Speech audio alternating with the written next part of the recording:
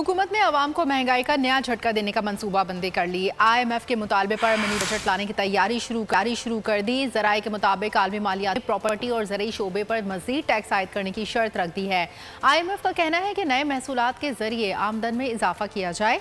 FBR ने IMF का plan मंजूर कर लिया तो नया मिनी बजट पेश किया जा सकता है। प्रॉपर्टी सेक्टर और ज़रूरी शोबे पर टैक्स आयद करने का इख्तियार नई हुकूमत को होगा। टैक्स आयद करने के लिए आलमी बैंक से तजावीज़ भी ले जाएंगी।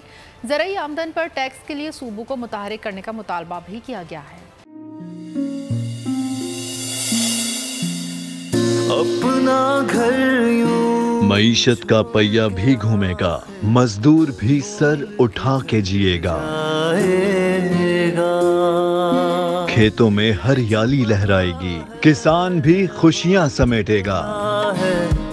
वक्त गुजर उम्मीद के चिराग जलते रहेंगे, महंगाई से भी जान छूटेगी। फैसले की घड़ी पाकिस्तान जीता है और पाकिस्तान ही जीतेगा। बोल बनेगा अवामी मसाइल की आवाज। पड़ेंगे कठिन फैसले, बात होगी मसाइल की, लेकिन हल के साथ।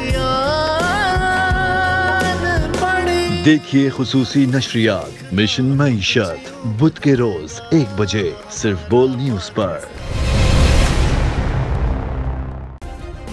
सब्सक्राइब करें और बेल दबाएं ताकि कोई खबर रह न जाए।